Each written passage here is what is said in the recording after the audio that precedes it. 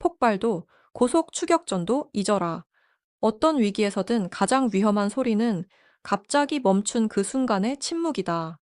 서울 한복판, 분주한 상업지구의 중심에 위치한 블루스카이 몰. 주말마다 사람들로 북적이는 이곳은 유리와 강철로 지어진 안식처였다. 가족 나들이, 느긋한 쇼핑, 평화로운 상업의 리듬이 살아있는 공간. 하지만 평화란 생각보다 쉽게 깨진다. 단 하나의 소리로, 크롬으로 된 진열대가 유리 키오스크를 박살내는 소리, 그리고 순수한 분노에서 터져나온 한 번의 날카로운 비명. 그 순간 거대한 아트리움 전체가 고요 속에 얼어붙었다. 바로 그때 강민호 일당이 등장했다. 그들은 은밀하게 훔치러 온 것이 아니었다. 공포를 무기로 홀을 난폭하게 휩쓸며 난장판과 위협을 퍼뜨렸다. 모래 자동 경보 시스템이 비명을 토해내자 손님들은 그림자처럼 흩어지고 평화는 절망적 공개 감옥으로 변했다. 홀 위의 모든 사람은 단 한 명, 그 폭력과 공포를 지휘하는 일당의 보스에게 시선을 고정했다.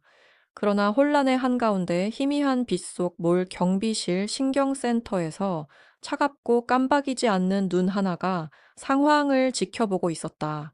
그녀의 이름은 박수진. 지금은 평범한 보안팀장으로 세상을 움직이지만 그 자세, 흔들림 없는 규율, 소름 돋도록 차분한 시선에는 강철처럼 단련된 전설의 흔적이 새겨져 있다. 대한민국 UDT 대위, 국가가 자랑하는 최고의 특수 요원 중 한 명, 강도들은 공포에 질린 시민들과 손쉬운 이득, 완전한 통제를 떠올렸다. 그들은 혼돈을 지배할 수 있다고 생각했다. 하지만 감시 화면 구석의 조용한 여성을 놓쳤다. 뭐를 혼돈 속으로 빠뜨린 순간 그들은 이미 그녀의 완벽히 계획된 무자비한 작전권 내로 들어와 있었다. 이 이야기는 보이지 않는 힘이 어떻게 발휘되는지, 진정한 리더십이 계급이 아닌 양심으로 측정됨을, 그리고 정계 군인이 소총을 내려놓고 도덕적 나침반을 들었을 때 무슨 일이 벌어지는지를 보여주는 기록이다. 본격적인 이야기로 들어가기 전에 만약 이번이 여러분이 처음으로 저희 이야기를 접하는 순간이라면 구독 버튼을 꼭 눌러주세요. 여러분의 응원이 저희 이야기를 살아있게 만들고 더욱 강렬하고 심장이 뛰는 한국 군사 실화 이야기들을 전해드릴 수 있는 힘이 됩니다. 끝까지 함께 해주시고 이 이야기가 마음에 울림을 주었다면 댓글로 여러분의 생각을 나눠주세요. 또한 군사 드라마를 좋아하는 친구와 이 이야기를 공유하는 것도 잊지 마세요. 자, 이제 시작합니다. 블루스카이몰 안의 분위기는 마치 연휴 주말 세일의 열기로 가득한 전장의 한복판 같았다. 오후의 햇살이 거대한 유리 천장을 뚫고 들어와 반짝이는 명품 진열대를 환히 비췄다. 공기 속엔 갓내린 커피와 새 가죽 냄새가 짙게 섞여 있었고, 천장 스피커에서는 외국 팝송의 경쾌하고 반복적인 신시사이저 비트가 흘러나왔다. 가족들이 물건을 고르고 연인들이 웃었으며 계산대에서는 끊임없이 계산기 소리가 울려 퍼졌다. 소비의 만족감이 리듬처럼 이어지는 평화로운 오후였다. 그러던 중 음악이 갑자기 끊겼다. 그 순간의 정적은 어떤 소음보다도 더 충격적이었다. 수백 명의 쇼핑객이 동시에 멈춰선 채 공기마저 얼어붙은 듯 했다. 그리고 그 침묵 속에서 새로운 소리가 들려왔다. 낮고 거친 포효, 이어지는 금속에 부딪히는 소리, 그리고 끼익거리는 마찰음. 순식간에 메인 아트리움 입구 쪽에서 격렬한 움직임이 일어났다. 단순한 소동이나 화재 대피 훈련과는 달랐다. 분명히 누군가가 의도적으로 일으킨 악의적인 움직임이었다. 도시 상권 곳곳에서 폭력적인 협박으로 악명 높은 강민호 일당이 몰려든 것이다. 그 선두에는 강민호가 있었다. 헐렁한 트레이닝복 차림이었지만 오히려 그의 거대한 체격을 더욱 도드라지게 만들었다. 그는 크롬 도금된 무거운 안전바를 양손으로 움켜쥐고 짧은 신음과 함께 거칠게 들어 올렸다. 그 소리가 끊긴 음악 대신 몰 안에 울려 퍼졌다. 뒤따르는 네 명의 부하들, 젊고 신경질적이며 무모한 그들은 숨길 생각 따윈 없었다. 그들의 목적은 단 하나였다. 공포.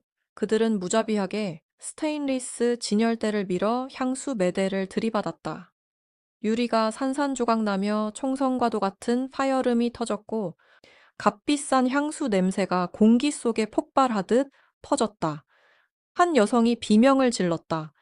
날카롭고 찢어지는 그 비명은 침묵을 깨뜨렸고 순식간에 몰 전체가 공포에 잠겼다. 사람들은 흩어졌다. 놀란 비둘기처럼 사방으로 뛰어들었다. 부모들은 아이들을 끌어안고 점원들은 두려움에 질려 하얗게 질린 얼굴로 무너져 내리는 매장을 바라봤다. 순식간에 공기는 혼돈의 소리로 뒤덮였다. 몰 내부 경보의 날카로운 비명, 수백 켤레의 신발이 대리석 바닥을 긁는 소리, 그리고 갱단의 거친 협박이 뒤섞인 불협화음. 다 움직이지 마. 누구도 건들지 마. 들려? 우리가 원하면 다 가져간다. 강민호가 소리쳤다. 무표정한 마네킹을 발로 차 넘어뜨리며 마치 그것조차 그에게 도전하는 듯 했다. 그 순간 메자닌층 어둡게 조명된 블루스카이몰 보안실 안에서 한 여성이 그 광경을 지켜보고 있었다. 전직 UDT 대위 박수진이었다. 그녀는 뛰지도 비명을 지르지도 않았다. 보안실 벽면을 가득 메운 60개의 CCTV 모니터가 깜박이며 그녀의 얼굴을 비췄다. 수십 개의 화면이 만들어내는 빛이 그녀의 표정을 차갑고 선명한 명암으로 그려냈다. 그 화면 속 혼돈은 마치 카메라가 흔들리는 전쟁 장면 같았다. 넘어진 손수레가 판촉 상품 상자들을 쏟아내며 페르시안 러그 위로 쓰러지는 모습, 기둥 뒤로 몸을 숨기며 겁에 질린 사람들의 얼굴, 그리고 주먹을 들어 올리는 강민호의 위협적인 실루엣, 그녀의 관자놀이 아래 혈관이 미세하게 뛰었다. 그것이 유일한 긴장의 흔적이었다. 하지만 자세는 완벽했다. 어깨는 곧게 펴졌고 척추는 반듯했다. 대한민국 최전개 특수부대 UDT CL에서 단련된 수년간의 훈련이 이제 그녀의 일상적인 자세가 되어 있었다. 한 신입 요원이 손을 떨며 물었다. 팀장님, 그들이 중앙 금고 쪽으로 이동하고 있습니다. 지금 바로 순찰대를 투입해야 합니다. 수지는 고개조차 돌리지 않았다. 그녀의 눈은 냉정하고 정확했다. 단순히 상황을 보는 것이 아니라 그 혼돈을 분석하고 있었다. 그녀는 단순히 그들이 어디 있는지가 아니라 왜 거기로 움직이는지, 그리고 그들의 작전이 어디서 약해지는지를 꿰뚫고 있었다. 아니, 그녀의 목소리는 경보음 속에서도 묵직하고 침착했다. 대위라는 계급은 이제 없었지만 그때의 권위는 여전히 남아 있었다. 그들의 움직임은 교란이야. 주변을 봐. 세 명은 군중을 몰아내고 있지만 저기 네 번째, 체구가 작은 놈이 남쪽 직원 통로로 이동하고 있어. 그게 빠져나갈 길을 확보하는 역할이지. 이건 단순한 강도가 아니야. 인질 협박 구조야. 그녀는 메인 화면 쪽으로 몸을 기울였다. 화면 속 강민호의 얼굴이 클로즈업되며 광기에 가까운 흥분이 서려 있었다. 그 혼돈 자체가 그의 힘이었다. 수지는 무정의를 집어들었다. 움직임은 느리고 절제되어 있었다. 입술은 거의 움직이지 않았지만 목소리는 벨벳 속의 강철 같았다. 브라보팀, 현 위치 유지. 알파팀은 직원 통로 확보하고 모든 보조 출입구, 즉시 봉쇄. 푸드코트 상부 환기구, 즉시 시각 확보. 그들은 소음과 공포로 상황을 장악할 수 있다고 생각했다. 이 몰 안에서 자신들이 가장 위험한 존재라 믿었다. 하지만 그들은 몰랐다. 그녀가 지켜보고 있었다는 걸, 그리고 그곳에 군인이 있었다는 걸. 갱단의 무차별적인 폭력 전략은 이제 냉철한 군사 논리와 부딪히려 하고 있었다. 남쪽 출입구로 향하던 네 번째 갱단원이 문 손잡이에 손을 대려던 그때 CCTV 화면이 잠시 깜빡였다. 그리고 그림자 하나가 스쳤다. 인간으로 인식하기엔 너무 빠른 속도였다. 무정이가 다시 잡음 섞인 소리를 냈다. 팀장님, 남쪽 복도 확보 완료. 이상 없습니다. 수진의 입가에 미세한 미소가 떠올랐다. 그녀는 이미 그들의 탈출 경로를 그들보다 먼저 예측하고 있었다.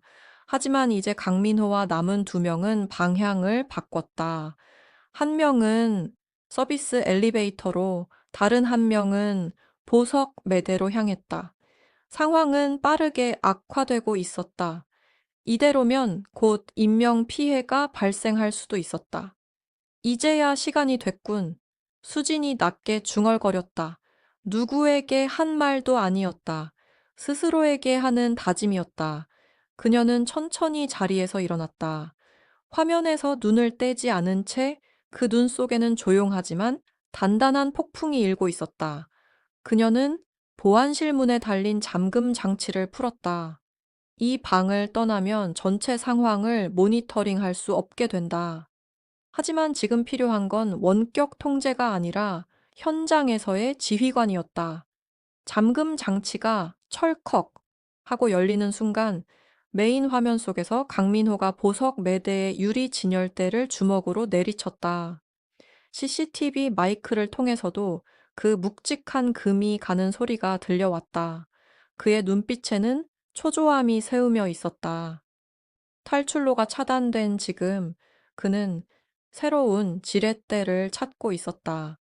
그리고 그의 시선이 한 여성에게 꽂혔다.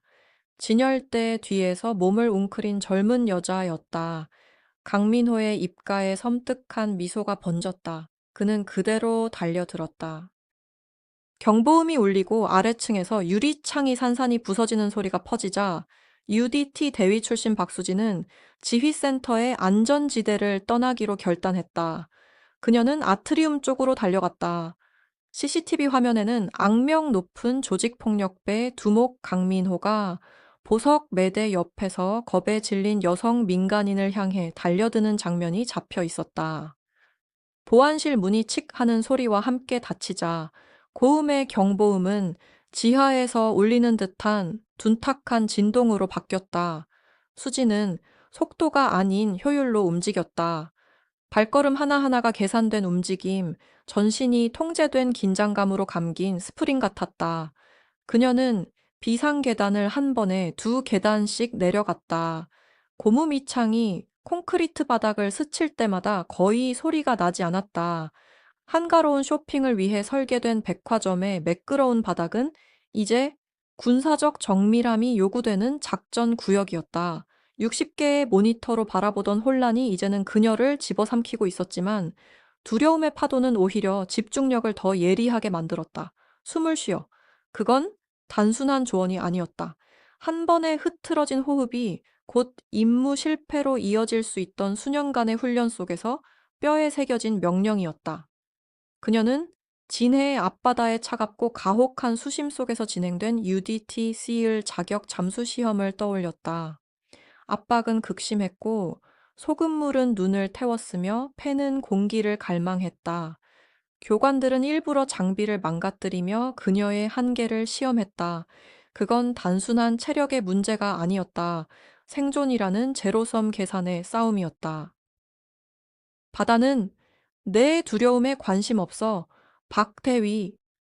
이 지휘관의 거칠지만 단단한 목소리가 기억 속에서 울려 퍼졌다. 적은 내 감정 따위에 관심 없어. 중요한 건 데이터뿐이다. 내면을 통제하면 외부를 지배할 수 있다. 그 가르침, 즉, 내면의 통제가 외부의 행동을 결정한다는 신념이 바로 박수진의 핵심이었다. 중앙홀로 진입한 그녀는 보석 매대로 가는 직선 경로를 피하고 패션관 외곽 쪽을 따라 이동했다. 시선은 끊임없이 움직이며 주변을 분석했다. 출구 표지, 잠긴 비상문, 은폐 가능한 기둥, 그리고 무엇보다 민간인 대피 동선, 브라보팀, 현황 보고, 그녀는 조용히 마이크에 명령을 내리며 빠르고 단단한 걸음으로 이동했다. 서쪽 비상구 확보 중입니다. 대장님, 새 가족을 안전구역으로 이동시켰습니다. 가장 신뢰하던 베테랑 김반장의 침착한 목소리가 들려왔다. 좋아. 대피를 최우선으로 해. 생명을 보호하기 위한 경우 외에는 절대 교전하지 마. 브리핑 기억하지? 격리, 차단, 보호, 절대 상황을 키우지 마. 승리가 아닌 보호. 그 차이가 그녀를 특별하게 만들었다. UDT에서는 실패가 곧 작전 실패를 의미했다. 하지만 지금 실패는 무고한 생명이 다치는 것이었다. 그녀가 짊어진 과거의 작전 실패, 지울 수 없는 죄책감, 조용한 헌신의 연료가 되었다. 오늘 그녀의 임무는 범인을 제압하는 것이 아니라 모든 생명이 다음 5분을 버티게 하는 것이었다. 그것이 전장에서 단련된 그녀의 도덕적 나침반이었다. 이어폰에서는 여전히 지휘센터의 상황 보고가 흘러나왔다. 강민호 타깃 알파, 극도로 예민한 상태. 탈출로 확보에 실패했고 경찰 사이렌이 희미하게 들리자 위협 효과가 떨어지고 있다. 여성을 향한 돌진은 통제력을 되찾기 위한 절박한 몸부림, 인질극으로 전환하려는 시도, 조직원 2명, 타깃 브라보, 서비스 엘리베이터 방향으로 이동 중, 2차 목표 확보 혹은 옥상 접근 시도 가능성 높음. 수지는 이미 지하 주차장에 대기 중인 순찰팀에게 봉쇄 임무를 머릿속으로 배정했다. 보석 매대에서 불과 15m 떨어진 내부 복도에 도착했을 때 공기 중에는 깨진 유리 냄새와 고급 향수의 냄새가 섞여 매캐하게 퍼지고 있었다. 그녀는 홍보용 진열대 뒤에 몸을 낮추고 차가운 벽면에 등을 기댔다. 그 위치에서 현장을 완벽히 볼 수 있었다. 겁에 질린 젊은 여성이 유리 진열대에 몸을 붙이고 있었고, 강민호는 그녀 위로 서서 거친 숨을 내쉬며 빈 서비스 데스크를 향해 알아들을 수 없는 고함을 지르고 있었다. 아직 여성을 직접적으로 붙잡지는 않았지만 위협은 이미 폭발 직전이었다. 수진의 호흡은 여전히 느리고 깊었다. 눈이 미세하게 가늘어졌다. 그녀는 중요한 세부사항 하나를 발견했다. 강민호의 시선이 계속 흔들리고 있었다. 머리가 백화점 정문 쪽으로 자꾸 돌아가고 있었다. 그는 경찰의 도착을 예측하며 신경이 분산되어 있었다. 그의 폭력은 쇼였다. 그녀는 단 3초의 틈을 포착했다. 비살상 제압이 임무 규칙이었다. 즉, 거리를 좁히고 주 공격파를 고정한 뒤 민간인이나 주변 피해 없이 제압해야 했다. 깨끗하고 정확한 제압.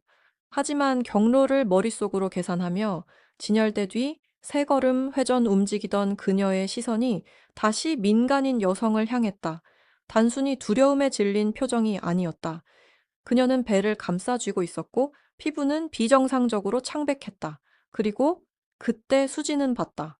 여성의 떨리는 손, 소매 안에 반쯤 가려진 작고 화려한 자동차 키. 그녀의 엄지는 강하게 경보 버튼을 누르고 있었다. 바깥에 주차된 고급 차량의 경보를 울리려는 작지만 필사적인 저항의 신호. 이건 상황을 완전히 바꾸는 변수였다. 차 경보가 울리면 강민호는 공황 상태에 빠지고 현장은 순식간에 폭력적으로 변할 것이다. 수지는 공격적 전술을 즉시 포기했다. 그는 자신이 감시받고 있다는 사실조차 눈치채지 못해야 했다. 그녀는 시선을 여성의 손에서 떼지 않은 채 마이크를 들었다. 컨트롤, 여기는 알파 1, 10초 후 메인 조명 약하게 전멸시켜 반복한다. 10초 후 은은하게 조명 깜빡임 실행. 그에게 새로운 시선을 던져줘. 그녀는 마이크를 내려놓고 벨트에서 고무 코팅된 전술 장비 하나를 꺼냈다. 그리고 은밀하게 계산된 첫 발을 내디뎠다. 강민호가 고개를 번쩍 들었다. 거의 들리지 않는 옷자락 스침 소리를 들은 것이다. 그의 눈이 광기와 피로로 충혈된 눈이 자신 앞에 서 있는 작지만 놀라울 정도로 침착한 보안팀장을 향해 고정되었다. 너 대체 뭐야? 그가 소리쳤다. 인질 쪽으로 손이 올라갔다. 수지는 대답하지 않았다. 대신 그녀는 여성의 꽉 쥔 손을 바라봤다. 차량 경보음이 언제라도 폭발할 수 있음을 알고 있었기 때문이다. 10초의 카운트다운이 시작됐다. 박수진은 완전히 드러난 채 서 있었다. 폭발 일보 직전의 조직폭력배, 그리고 예측 불가능한 민간인의 손끝, 모든 것이 동시에 폭발하기 직전이었다. 백화점의 조명이 깜빡이기 시작하고 조직폭력배 강민호가 겁에 질린 민간인 여성을 향해 몸을 던지려는 그 순간 UDT 출신 박수진 대위는 은폐된 자리에서 나왔다. 보석 매대 복도의 한가운데 폭발 직전의 위협 앞에 완전히 드러난 채로 너 대체 뭐야? 강민호의 목소리는 공포와 분노가 뒤섞인 거친 포효였다. 그건 자신이 쌓아올린 통제의 환상이 무너져 내릴 때 나오는 소리였다. 그의 시선은 경찰의 진입을 예상하며 정문 쪽에 고정되어 있었다. 그는 상상도 못했다. 그림자 속에서 고양이처럼 고요히 다가오는 단 한 명의 보안팀장이 있었다는 것을. 수지는 대답하지 않았다. 둘 사이의 거리가 점점 좁혀졌다. 바로 그 순간 민호가 다음 행동을 취하려는 찰나 주변 세계가 한 박자 멈춘 듯 했다. 아트리움 위에 강력한 제논 조명은 고장나지 않았다. 단지 아주 미묘한, 그러나 불안감을 자아내는 깜빡임을 연출했다. 0.5초의 섬광 같은 어둠이 복도를 덮쳤다가 다시 완전한 빛으로 돌아왔다. 그 효과는 즉각적이었고 수진이 의도한 그대로였다. 강민호는 순간 움찔했다.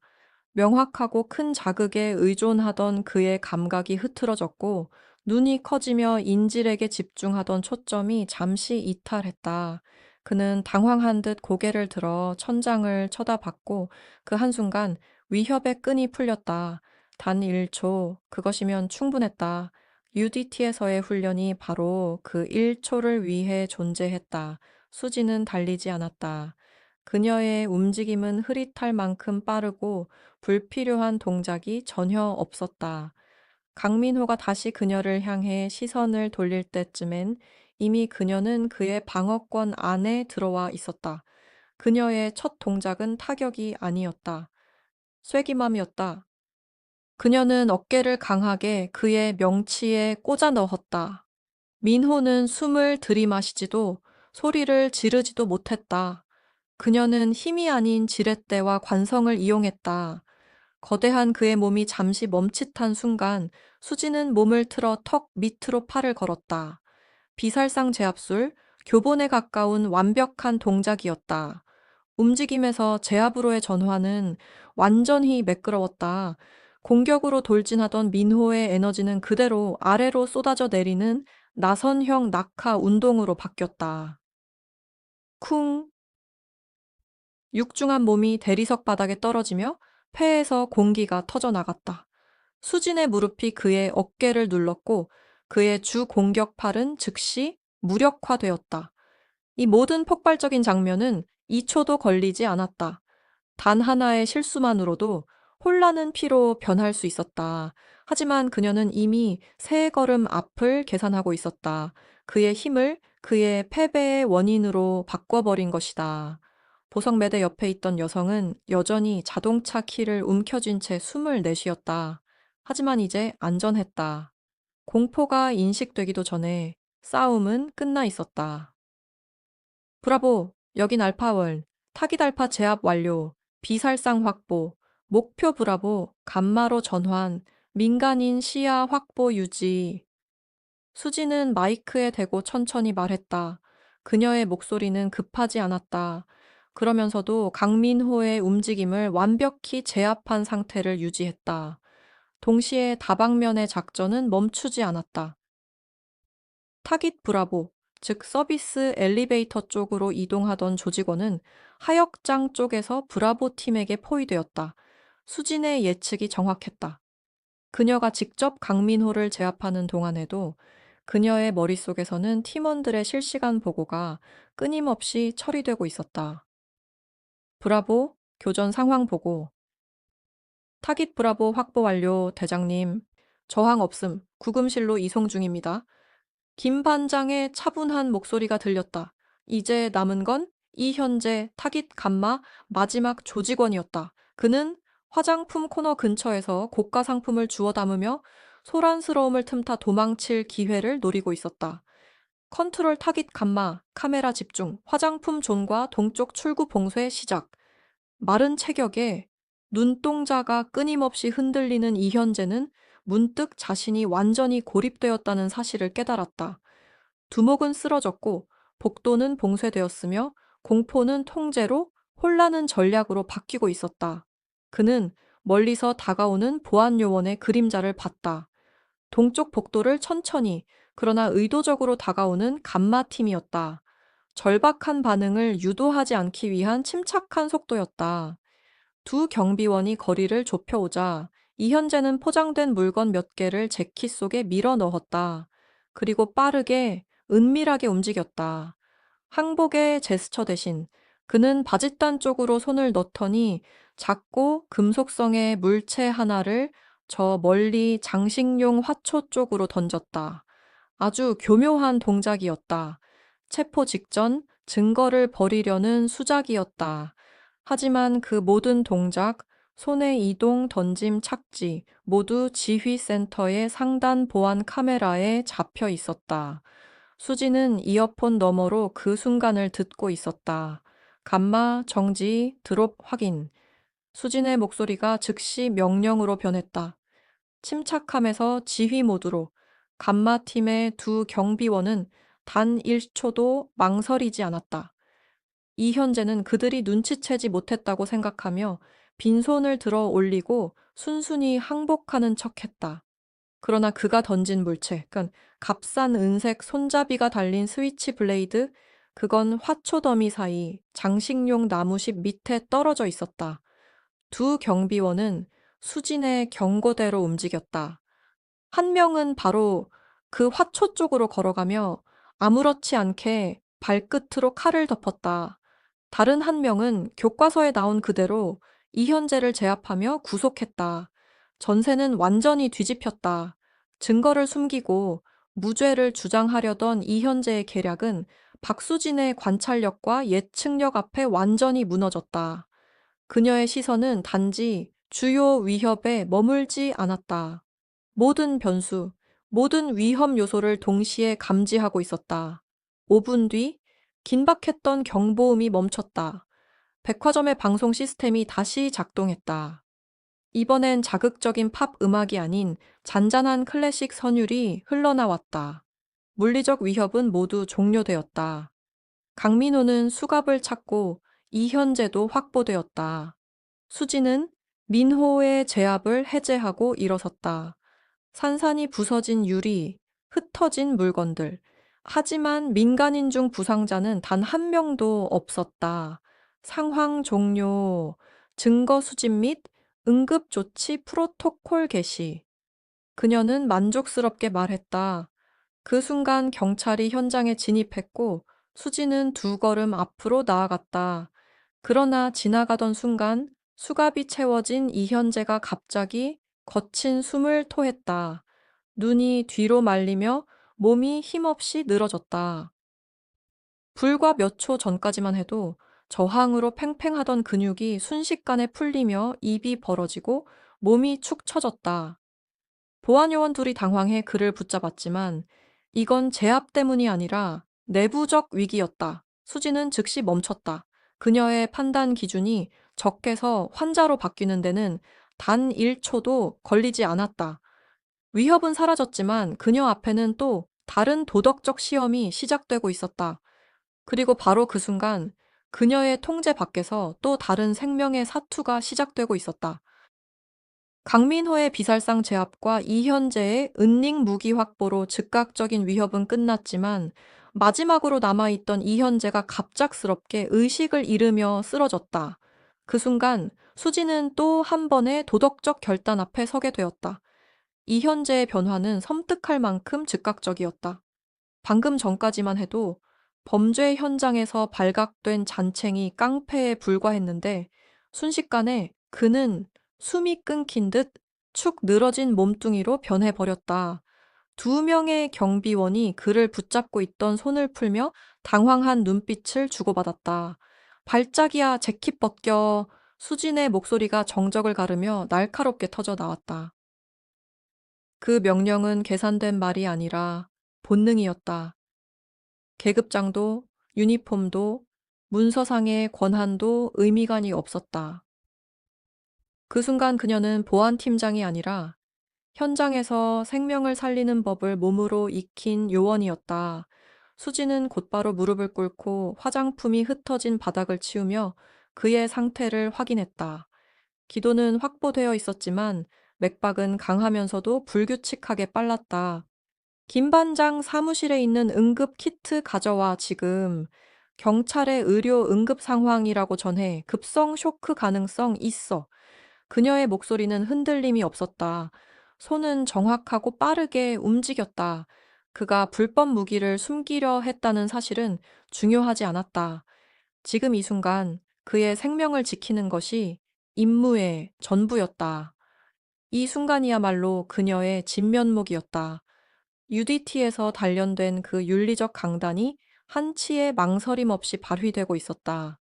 뜨거운 태국 미얀마 국경의 햇빛이 머리 위로 내리꽂히던 그때가 스쳐갔다. 짧지만 강렬한 플래시백. 젊은 대위 시절의 수지는 무너진 석벽 뒤에 웅크려 있었다. 화약 냄새가 코를 찔렀고 옆에는 정훈 상사, 그녀의 근접 경호 파트너가 다리에 총상을 입은 채 누워 있었다. 피가 쏟아지고 있었지만 정신은 또렷했다. 수지는 붕대를 감으며 차분히 말했다. 지혈은 됐어요. 하지만 지금 움직여야 합니다, 대위님. 정훈의 목소리가 거칠게 떨렸다. 안 돼. 지금 움직이면 동맥 손상 위험이 커.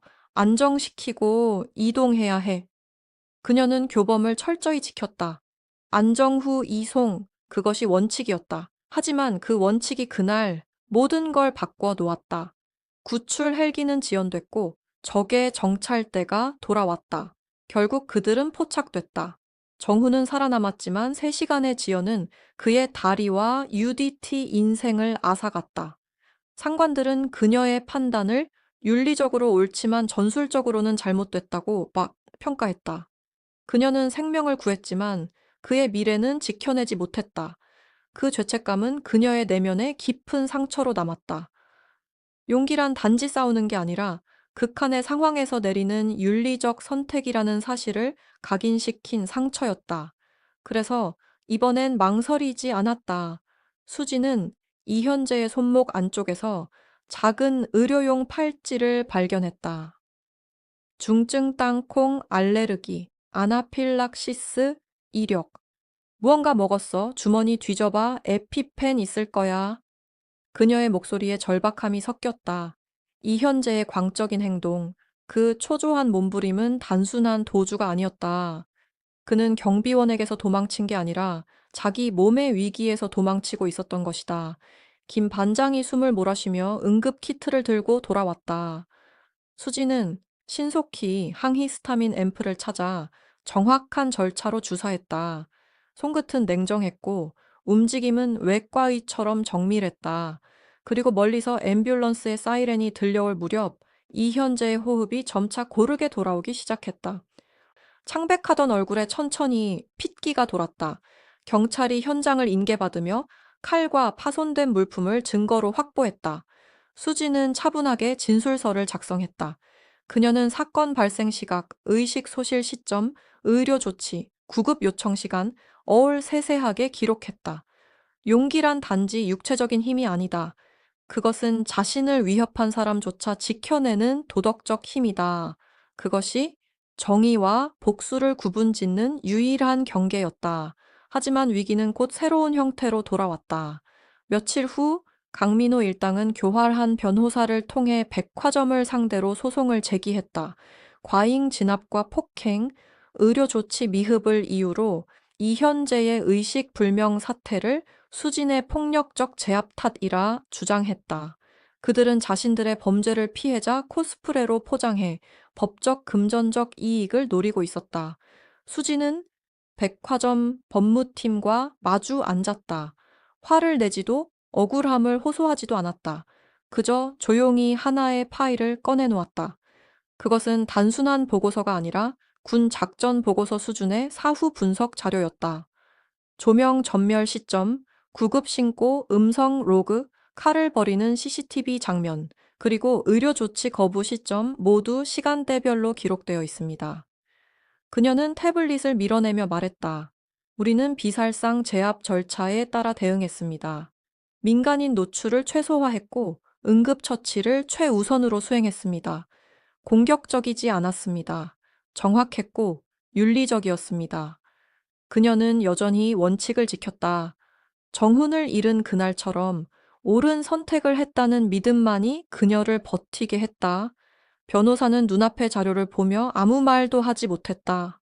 정확한 타임스탬프, 바디캠 오디오, 모든 움직임이 교차 검증된 완벽한 증거. 그는 깨달았다. 이 여자는 단순한 보안 요원이 아니라 윤리와 전술을 동시에 계산하는 전략가라는 것을, 수지는 결국 이들의 얄팍한 소송이 기각될 것을 알고 있었다.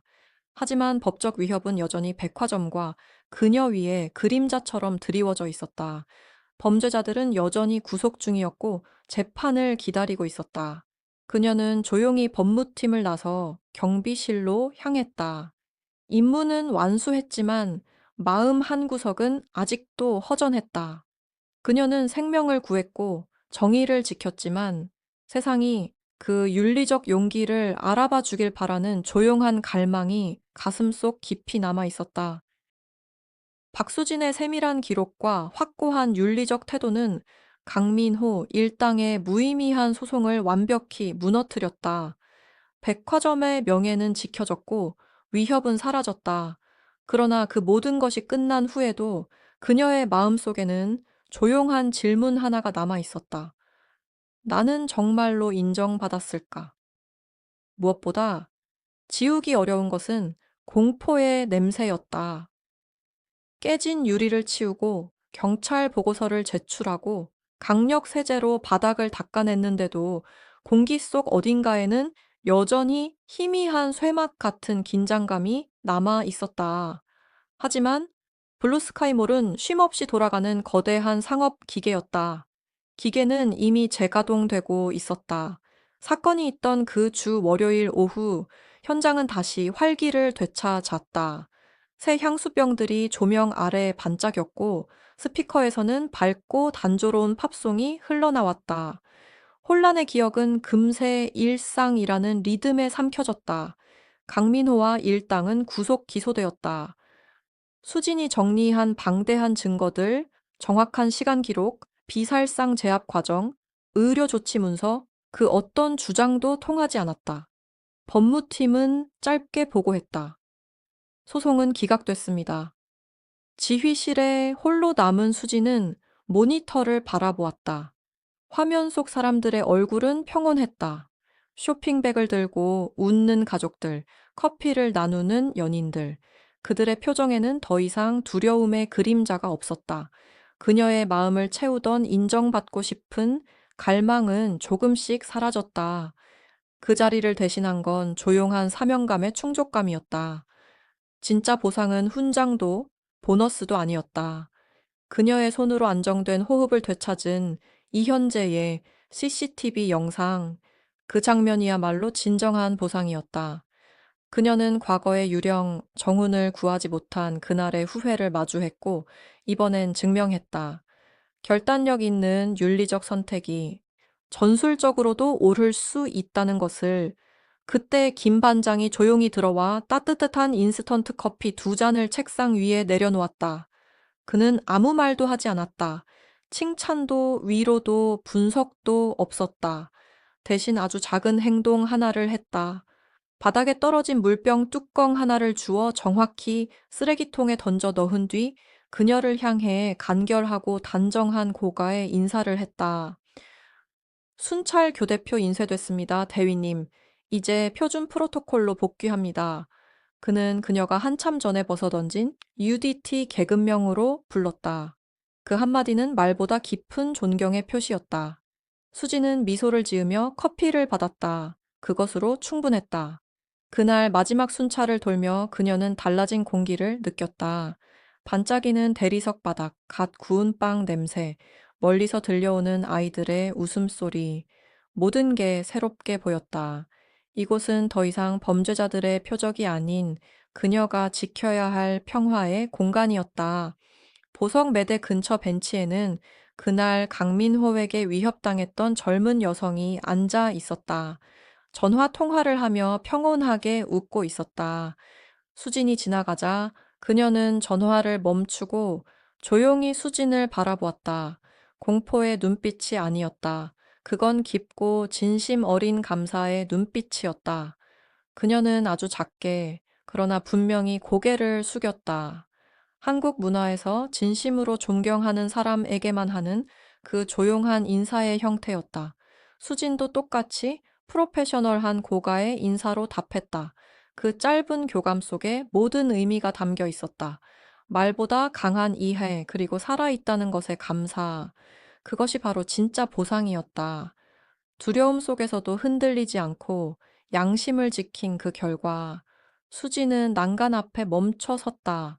아래층으로 이어지는 사람들의 평화로운 흐름을 바라보았다. 군 생활이 외부의 적과 싸우는 일이었다면 지금의 삶은 내면의 가치를 지키는 일이었다. 사람들은 혼란과 체포만 본다. 하지만 진짜 리더는 그 뒤의 선택, 그 한순간의 망설임 속에서 만들어진다. 진정한 리더십은 힘이나 승리로 측정되지 않는다. 그것은 용기, 양심, 그리고 아무도 보지 않을 때조차 남을 지키는 자세로 결정된다. 수지는 자켓 주머니에 손을 넣었다. 무정이도 전술 장비도 아닌 낡은 UDT 군번줄이었다. 차가운 금속의 감촉이 손끝에 전해졌다. 그녀가 조용히 걸음을 옮기려던 순간 보안폰이 진동했다. 10년 넘게 본 적 없는 비밀 신호. 화면에는 낯익은 이름이 떠 있었다. 이준현 사령관. 그녀의 전술적 완고함을 꾸짖었던 바로 그 상관이었다.